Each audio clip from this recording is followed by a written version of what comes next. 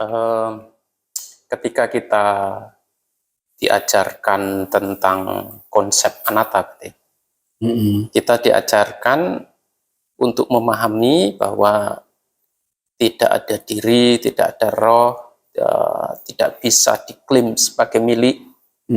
Tetapi dalam prakteknya, ya, dalam prakteknya ketika misalnya kita melihat tangan kita secara langsung, melihat tangan begini atau ketika kita berada di depan cermin, kemudian kita melihat gambar kita di cermin, di situ akan terasa sangat jelas bahwa ini adalah gambarku, dan ini adalah manifestasi dari diriku, gitu. Termasuk kalau yang gampang untuk dilihat, tapi nanti kalau ketika kita sendirian begitu, baru kita akan merasa inilah diriku. Secara nyata kita akan begitu. Nah, oleh karena itu ketika kita diajarin bahwa tidak ada roh, tidak ada diri, tidak bisa diklaim sebagai milik, di situ semacam ada penyangkalan, penyangkalan terhadap pengalaman yang sedang kita alami secara langsung. Kita melihat secara langsung ini adalah tanganku, karena ini bagian dari diriku, maka ini harus kuklaim. Begitu kita klaim sebagai tangan kita. Nah, oleh karena itu yang menjadi pertanyaan, bagaimana caranya kita melatih, agar kebiasaan semacam itu, kebiasaan untuk mengklaim ini adalah diriku, ini adalah milikku, itu bisa secara lambat laun menjadi pudar nanti. Baik, dalam hal ini mengerti segala sesuatu sebagai yang tidak ada diri yang kekal abadi, tidak ada inti yang kekal abadi, yang memang itu penyangkalan yang sifatnya general. Artinya apa? Pada umumnya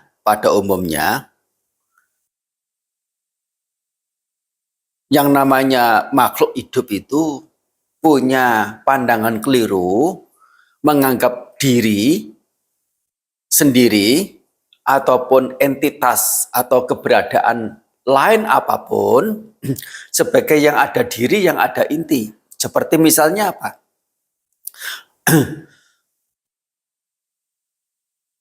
Seperti misalnya gunung, ada entitas gunung, ada keberadaan gunung itu, ada inti gunung itu. Dan yaitu yang namanya Gunung Semeru, yang namanya gunung apalagi di sini namanya Gunung Sinabung, Gunung itu Sibaya, ya yang itu yang bentuknya seperti itu, yang terjal, yang banyak batu, yang sedemikian rupa, yaitu Sibaya yaitu sudah menjadi inti. Sosok yang punya ciri khusus, punya karakter khusus, punya keberadaan yang khusus, spesifik untuk dia, tidak sama dengan yang lain. Membentuk satu konsep bahwa itu punya diri tersendiri. Nah, di sini terjadi pada setiap hal, bukan hanya gunung saja, termasuk angin, termasuk api. Api juga dimengerti sebagai sesuatu yang ada diri, yang ada inti. Termasuk apa lagi? Termasuk bumi, termasuk matahari, termasuk bulan. Sehingga banyak dipersonifikasikan dengan masing-masing itu punya inti atau punya sosok yang memang punya punya semacam pekerjaan atau punya kuasa di dalamnya itu. Nah, penyebutannya itu adalah ini. Misalnya dewa angin, ada kemudian dewa bumi, dewa air, dewa matahari, dewa bulan. Dipercaya oleh makhluk, ya dalam hal ini kita mengertinya itu ya sebatas lingkup manusia, ya dari zaman ke zaman. punya kecenderungan yang memang sudah demikian. Sehingga ajaran Sang Buddha yang mengajarkan tentang keberadaan tidak ada inti yang kekal, tidak ada diri yang kekal, itu menyangkal dari apa yang mereka mengerti, apa yang mereka anggap selama ini.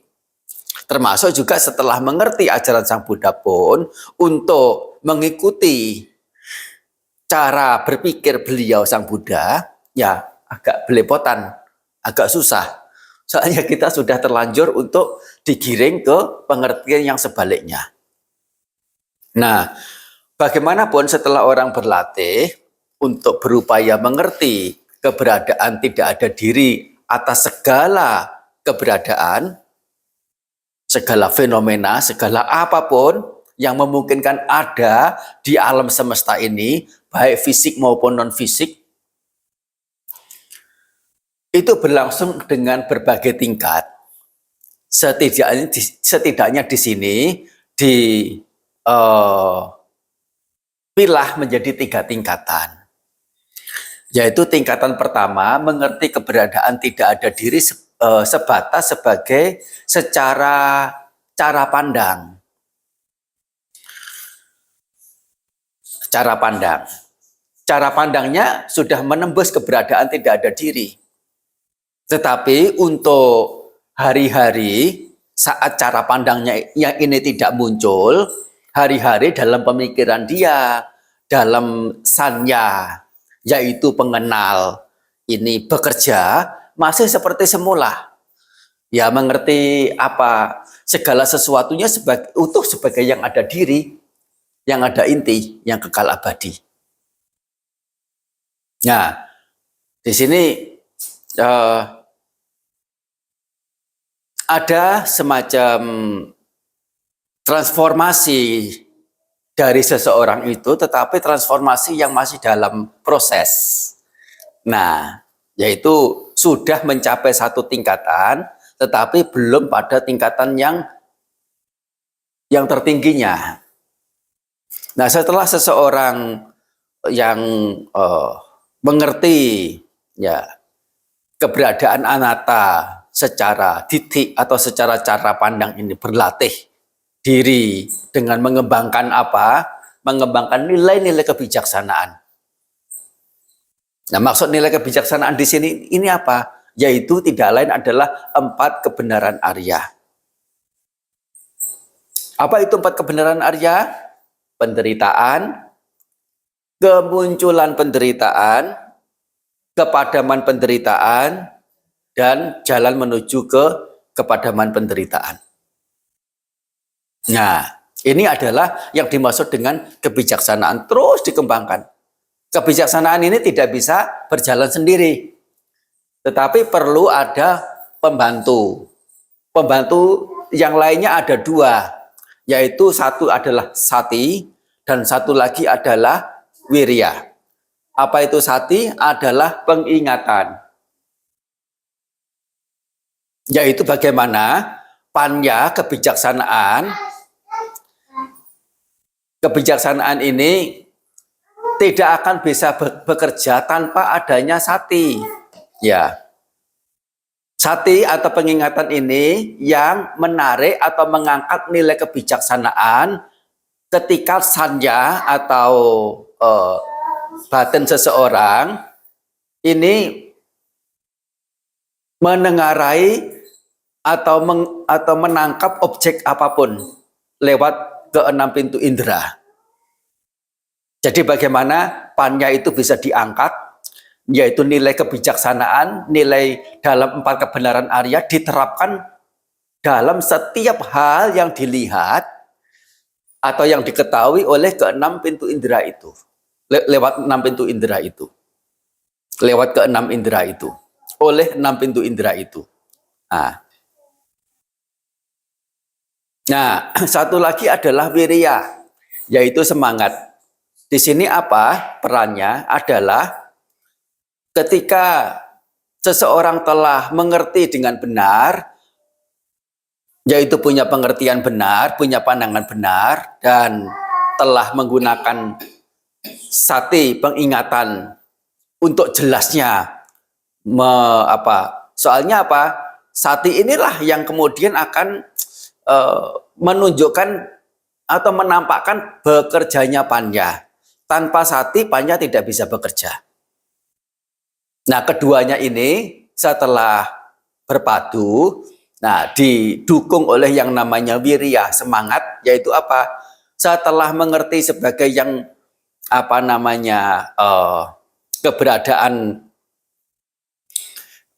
tidak ada diri. Nah, salah satunya itu bagaimana penyikapan hati.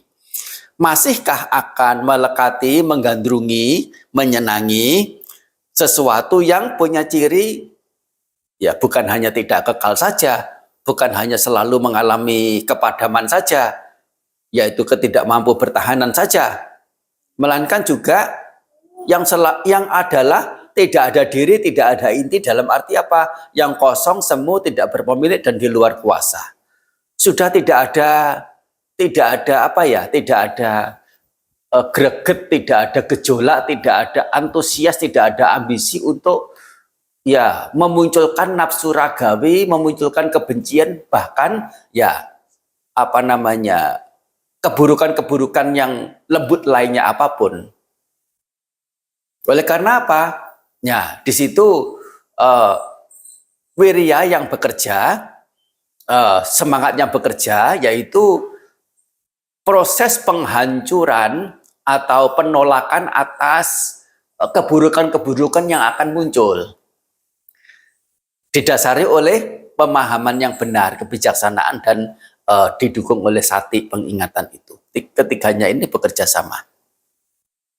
Nah, ini sudah merupakan bagaimana caranya. Nah, caranya adalah ini tadi, untuk meningkatkan pemahaman secara benarnya sebagai yang tidak ada diri. Ketiganya ini, sati, panya, dan wirya. Sati, panya, dan wirya adalah tiga hal yang saling dukung-mendukung, yang banyak sekali ya dibabarkan oleh Sang Buddha secara lengkapnya itu, ketiganya itu, yang tidak selalu lengkap memang, kadang hanya disebut sati saja, kadang hanya disebut dua, sati, panya, ya, kadang hanya disebut wirya saja, tetapi bagaimanapun itu adalah topik yang diangkat, yang utama. Yaitu misalnya mengangkat wirya sebagai yang utama, bukan berarti itu adalah ya melulu wirya, semangat, ya tidak demikian. Tetapi perlu tetap ada yang namanya panya, kebijaksanaan, sati, ya pengingatan yang turut mendukung. Oleh karena kalau tidak ada keduanya ini, wirya, semangat, mau semangat apa? Dan semangat ke dalam hal-hal yang buruk itu juga masih sangat-sangat memungkinkan. Tidak harus ke dalam hal yang menuju ke kesempurnaan, kesucian. Tetap ada namanya sati atau panya itu ke dalam. Nah, dalam hal ini setelah ada pelatihan diri sedemikian rupa,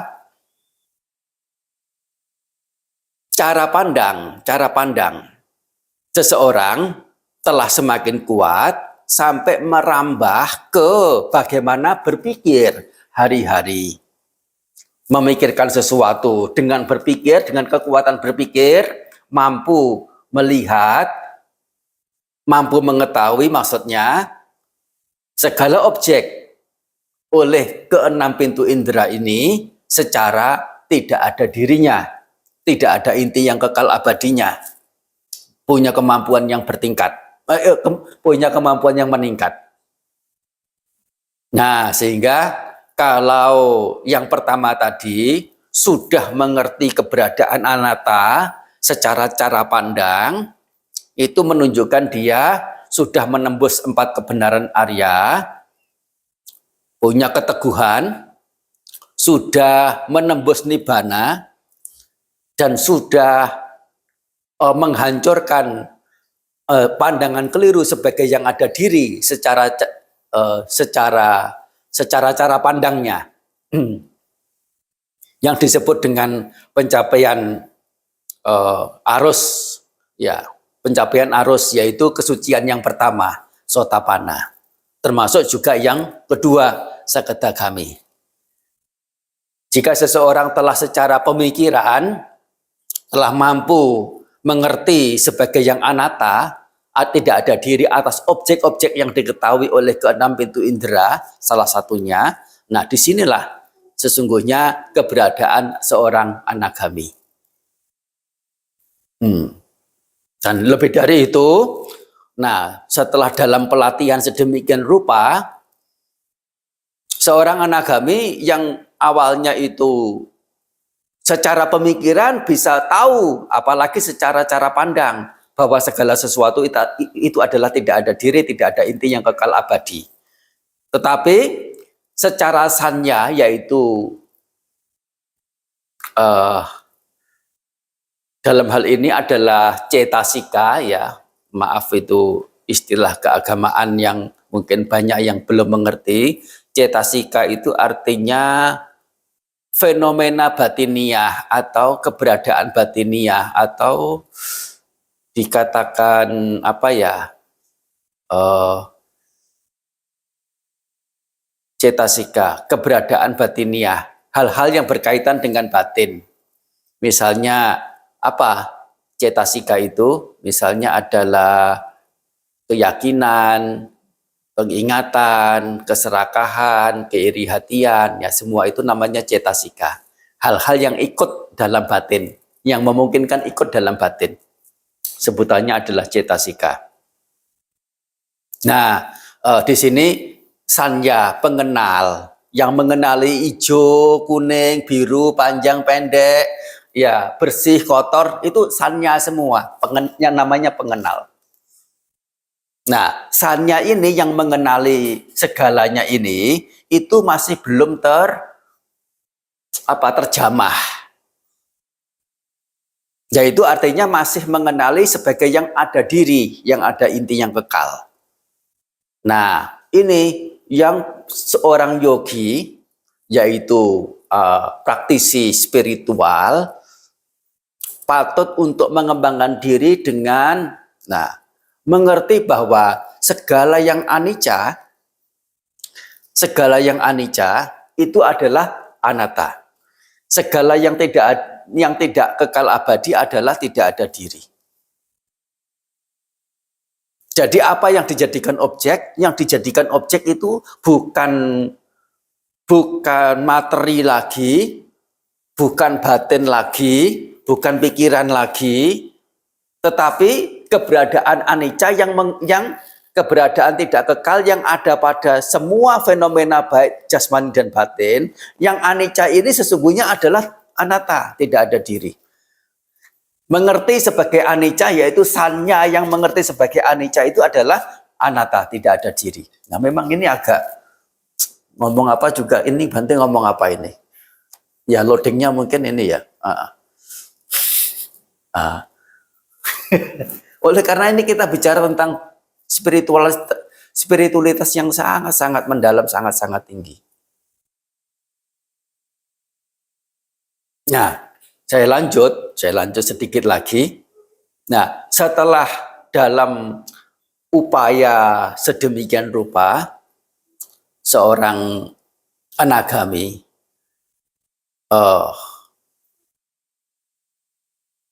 indera-indera yang terus diupayakan untuk berkembang, akan menjadi berkembang seiring dengan pelatihan yang dijalankan itu.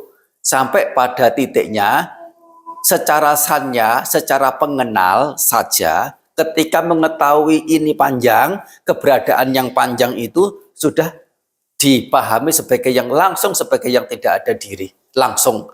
Apa lihatnya sesuatu apa dari sisi warnanya, dari sisi bentuknya, dari sisi caranya, baik sesuatunya itu maupun cirinya itu adalah tidak ada diri. Dan ini hanya seorang arahanta yang mampu untuk menembus. Jadi secara sanya itu mampu mengerti bahwa segalanya itu adalah tidak ada diri, tidak ada inti. Nah, bagaimana cara berlatihnya? Seperti tadi sudah disinggung sedikit tentang ya kita mengembangkan kebijaksanaan berupa menembus kebenaran Arya dengan menyertakan kedua yang lain, yaitu sati, pengingatan, dan wirya, daya upaya, semangat. Itu di mana? Ada di mana itu? Ada di Bojangga. Ada di Bojangga. Apa Bojangga? Artinya adalah faktor-faktor untuk mencapai penerangan sempurna, untuk mencapai pencerahan. 3 ini yang punya faktor yang menjadi utama. Sati, panya, dan wirya. Pengingatan, kebijaksanaan, dan semangat. 3 ini yang terus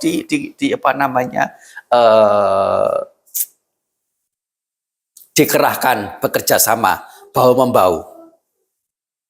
Nah, bagaimana panya di sini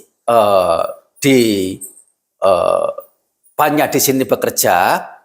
Nah, bahwasanya ketika ada sesuatu apa, baik secara lahiriah maupun batiniah, ya diketahui oleh keenam indera, dan itu kemudian dikemas oleh yang namanya indera batin, manindria. Nah, ini kemudian memilah atau mengkategorikan apa yang diketahui itu ke dalam bentuk apa? Dalam salah satu dari antara 4 dalam kebenaran Arya itu. Bahwa misalnya kalau saya melihat semangkok emas begitu ya. Semangkok emas ini adalah dukkha. Kalau saya melihat, permisi bicara, seonggokan kotoran, seonggokan tinja ini juga dukkha. Ketika saya melihat orang kaya, ini adalah dukkha. Ketika saya melihat orang miskin, ini adalah dukkha. Ketika muncul keserakahan, ketika muncul kebencian, saat melihat tinja, saat melihat emas, saat melihat orang kaya, melihat miskin. Ketika melihat ini adalah keserakahan, ketika mengetahui ini adalah kebencian, artinya apa? Itu sedang melihat kemunculan penderitaan. Ini pelatihannya. Bagaimana kalau melihat dukkha, melihat orang kaya, melihat bongkahan emas, melihat orang miskin, melihat tinja, permisi bukan berarti mengibaratkan atau mempersamakan. Ini hanya contoh saja.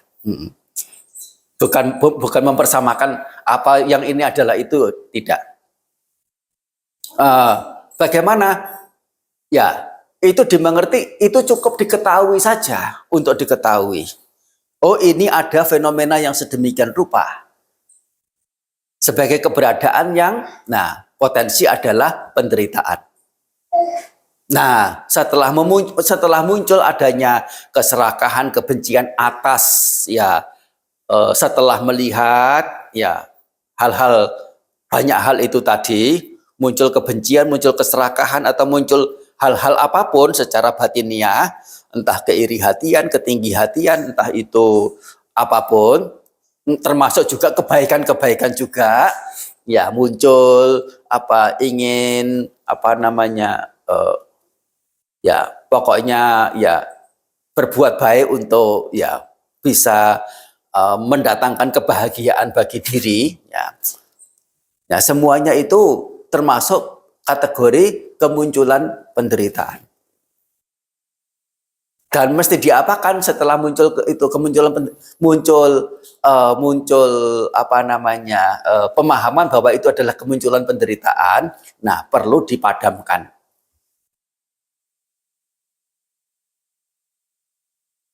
Nah, ketika ada upaya dalam ini sesuatu yang merugikan saya, munculnya keserakahan, kebencian, dan sebagainya ini. Saya berlatih, ini loh adalah sati, ini adalah wirya, ini adalah panya, ini adalah apa yang sangat bagus untuk melengsarkan kotoran batin.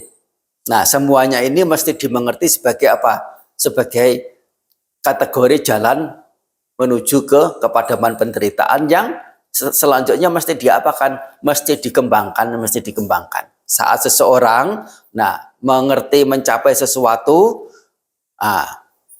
mencapai yaitu keberadaan kebijaksanaan atas apa yang dilihat, yaitu telah jelas terpilah-pilah dalam 4 kebenaran Arya, dan tahu bagaimana cara mengatasinya,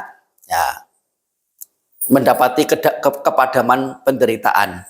Saat mendapati kepadaman penderitaan, yaitu kepadaman tidak lain adalah kepadaman tanhai sendiri, kepadaman dari pengotor-pengotor batin, menengarainya itu sebagai apa?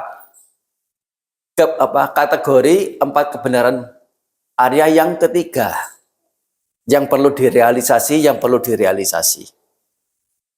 Nah, bagaimana kemudian juga apapun yang diketahui dan sudah dikategorikan ke dalam salah satu dari 4 kebenaran Arya, semuanya itu mesti dimengerti sebagai yang tidak ada diri.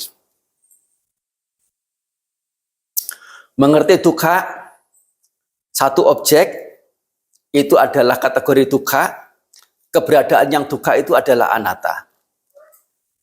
Mengerti sesuatu dan itu adalah dalam kategori kemunculan penderitaan, kemunculan dukkha, keberadaan kemunculan dukkha ini adalah anatta. Mengerti kepadaman penderitaan, ini adalah fenomena keberadaan penderitaan yang aku realisasi. Objek yang direalisasi itu adalah punya ciri tidak ada diri, mesti dimengerti sebagai yang demikian. Termasuk juga dalam mengembangkan diri dalam jalan Arya menuju ke kepadaman penderitaan, jalan Arya menuju 8 itu. Masing-masingnya ke-8 itu mesti dimengerti juga sebagai yang tidak ada diri.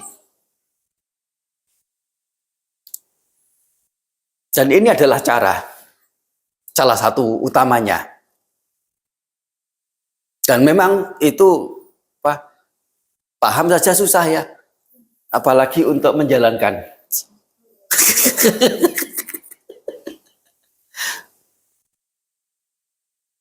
Tapi kalau mudah-mudah remeh-remeh, bagaimana kemudian agama Buddha, ajaran Buddha itu disanjung, dimuliakan oleh baik bangsawan pertapa maupun brahmana maupun apa. Oleh karena apa? Karena memang kedalamannya dan bukan melulu dalamnya saja, tetapi tuntasnya ajaran beliau dalam menyelesaikan penderitaan secara benar. Saya rasa kurang lebihnya begitu. Iya. Kenapa? Oh ya, cetasika yang saya maksud itu, cetasika ada buahnya. Tetapi cetasika di sini yang saya maksud adalah sanya di sini. Sanya ini yang perlu untuk diperhatikan sebagai sesuatu yang mesti diarahkan ke pengenalan yang awalnya mengenali sebagai yang ada inti ada diri, diarahkan untuk menjadi yang sebagai yang tidak ada diri tidak ada inti. Yaitu apa? Ini ada dasarnya sesungguhnya, tapi tidak saya sampaikan. Yaitu apa? Kaya nupasana, wedana nupasana, cita nupasana, dan dhamma nupasana. Nah, ini sesungguhnya ada rincian di dalamnya yang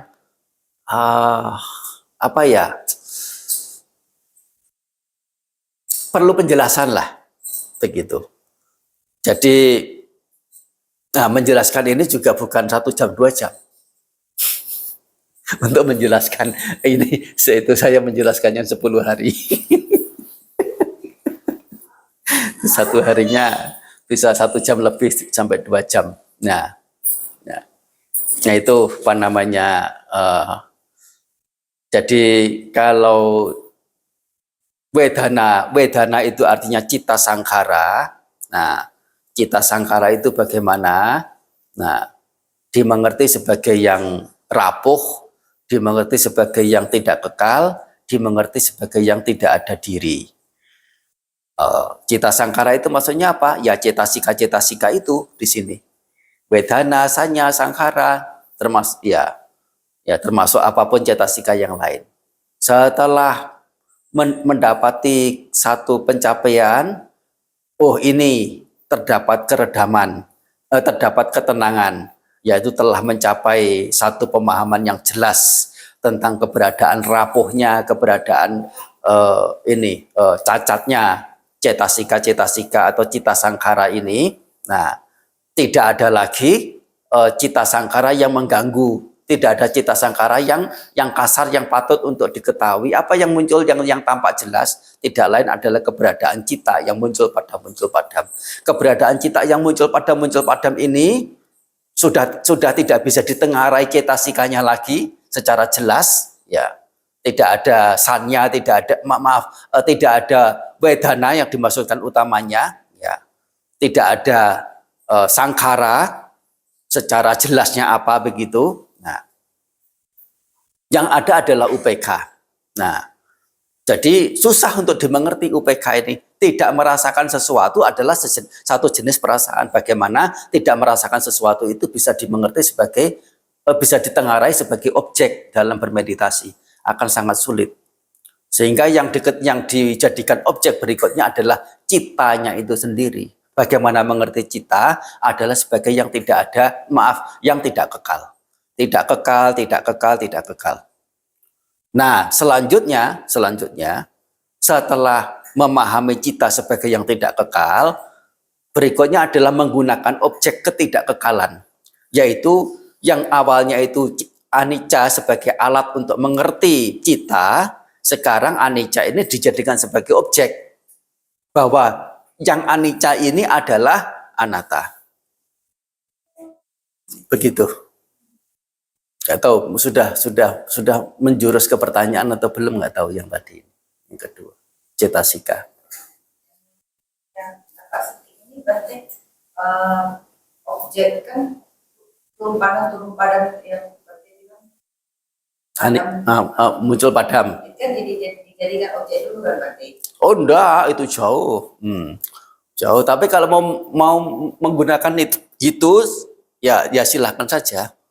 Menggunakan kemunculan kepadaman sebagai objek. Kemunculan padam itu artinya kan kita itu kan tidak kekal. Nah, terus saja gerak. Betul. Itu, terus kan berpindah ke anisanya kan? Ya itu sudah anicca. Itu sudah menggunakan anicca untuk mengerti cita yang muncul padam itu. Nah, kenapa? Nggak dapat saya. Nggak dapat, belum dapat. Nah, mungkin saya belum bisa memahami pertanyaannya. Karena saya mengerti kira kita kan terus saja gerak kan berarti. Ya, namanya gerak itu apa? Apa yang disebut gerak? Gerak adalah kumpulan kemunculan dan kepadaman. Betul enggak? Nah itu dia. Sudah jelas sekali. Kalau tidak ada kemunculan kepadaman, nggak ada gerak. Tetap begitu aja. Dan kemunculan kepadaman itu apa? Pertanda itu adalah tidak kekal. Gitu loh. Oke.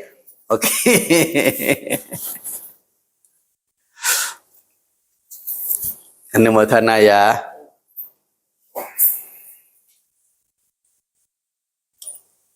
Sapitiyo vivacantu.